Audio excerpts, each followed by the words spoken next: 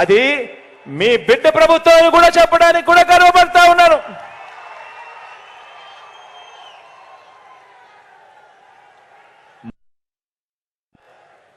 మరో వంక మనకు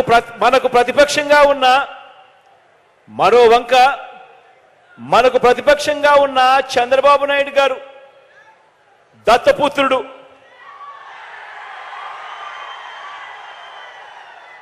మరో వంక మనకు ప్రతిపక్షంగా ఉన్న చంద్రబాబు గారు ఆయనతో పాటు దత్తపుత్రుడు.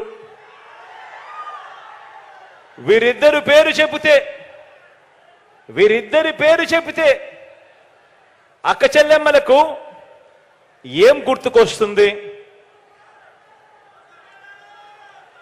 చంద్రబాబు పేరు చెబితే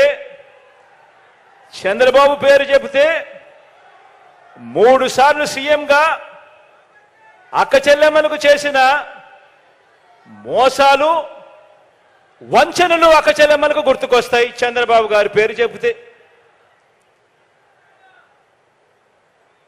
పొదుపు సంఘాలకు చేసిన దగా గుర్తుకొస్తుంది చంద్రబాబు గారి పేరు చెబితే.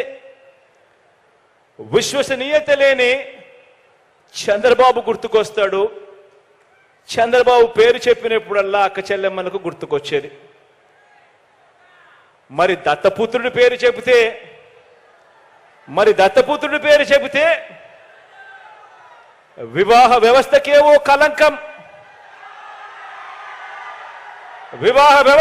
కలంకం, ఓ మాయని మచ్చగా గుర్తుకు వస్తాయి. కార్లు మార్చినట్టు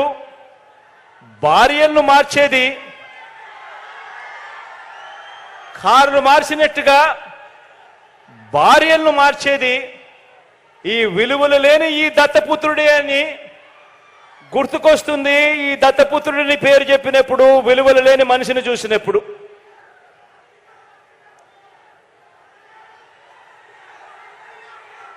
వీరిద్దరూ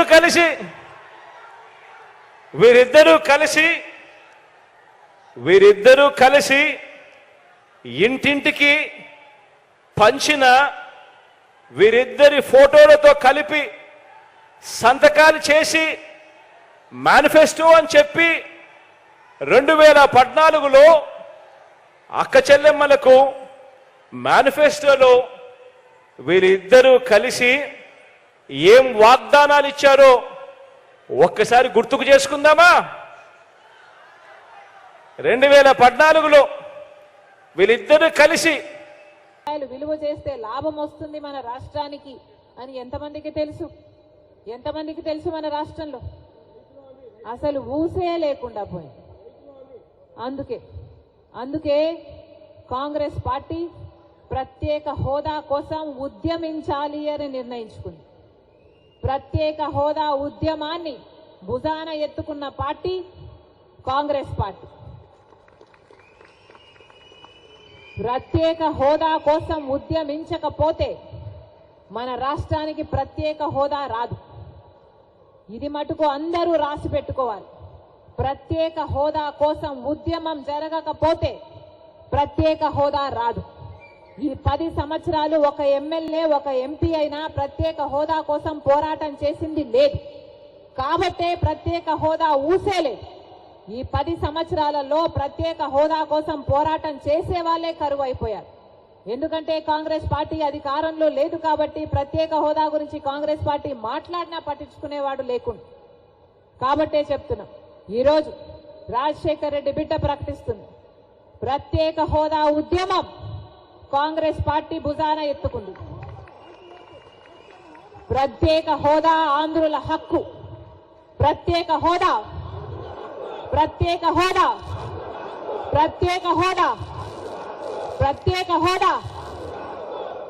అంబేద్కర్ గారు ఒక మాట అన్నారు, గొర్రెల్లాగా ఉండకండి బలిస్తారు, సింహాల్లాగా ఉండండి అని. 10 ఏళ్ళు గొర్రెల్లాగానే ఉన్నాం కదా.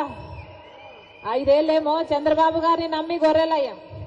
ఇంకొక 5 ఏళ్ళేమో జగనన్న గారిని నమ్మి గొర్రెలయ్యాం. 10 ఏళ్ళు గొర్రెల్లాగా ఉంటే ఏమైంది? ఈరోజు మనం బలిస్తున్నారు. అందుకే సింహాలలాగా ఉండండి అన్నాడు అంబేద్కర్ గారు. సింహంని చూస్తే ఎవరికైనా బలి ఇయ్యబుద్ధి అవుతుందా? ఏమన్నా సింహం చూస్తే ఎవరికైనా బలి ఇయ్యబుద్ధి అవుతుందా? గొర్రెను చూస్తే ఏమైతుంది? గొర్రెను చూస్తే ఏం చేయబుద్ధి అవుతుంది? బలి ఇయ్యబుద్ధి అవుతుంది. అందుకే మనం సింహాలు అవ్వాలి, ఒక్కొక్కరు ఒక్కొక్క సింహం అవ్వాలి.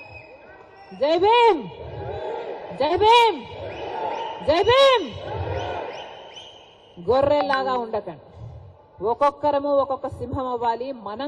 మనం మట్టుకే కాదు, రాష్ట్రంలోని యువత అంతా, రాష్ట్రంలోని ప్రజలు అంతా ప్రత్యేక హోదా కోసం ఉద్యమించే ఒక్కొక్క సింహం అవ్వకపోతే మనకు ప్రత్యేక హోదా రాదు. ఇంకొక మహానుభావుడు అన్నాడు,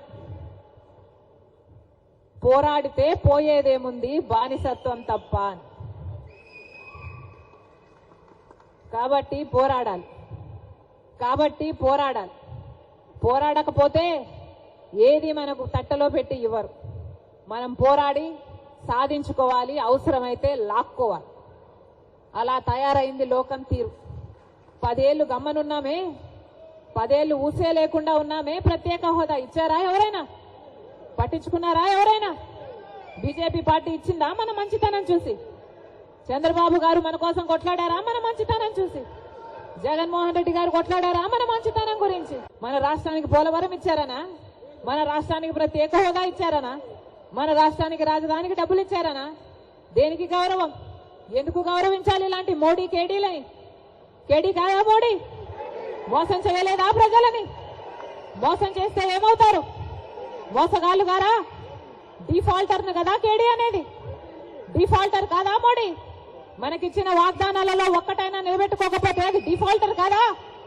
మరి డిఫాల్టర్ ని కేడీ అనక ఏమనాలి? మోసం చేసిన వాడిని 420 అనక ఏమనాలి? మోడీ 420 అయితే, మోడీ కేడీ అయితే చంద్రబాబు గారు కూడా కేడీఏ, జగన్మోహన్ రెడ్డి గారు కూడా కేడీఏ, జగన్మోహన్ రెడ్డి గారు కూడా 420, చంద్రబాబు గారు కూడా 420. మన రాష్ట్ర హక్కు, మన బిడ్డల హక్కు ప్రత్యేక హోదా. ఈరోజు ఎంతమంది విలువనిస్తున్నారు ప్రత్యేక హోదా గురించి? ఎంతమంది పట్టించుకుంటున్నారు ప్రత్యేక హోదా గురించి? అసలు ప్రత్యేక హోదా మన రాష్ట్రానికి వచ్చునుంటే ఈ పాటికి ఎక్కడుండను మన రాష్ట్రం? 15 లక్షల కోట్ల రూపాయలు విలువ చేసే ప్రత్యేక హోదా వచ్చుంటే మన పోలవరం మనం కట్టుకోలేమా? మన రాజధాని మనం కట్టుకోలేమా? ఎంత మేలు జరిగింది మన బిడ్డలకు. ఏ రాష్ట్రానికన్నా మన రాష్ట్రం ఎందుకు తక్కువ ఉండాలి? బాధ లేదా? ప్రత్యేక హోదా వచ్చును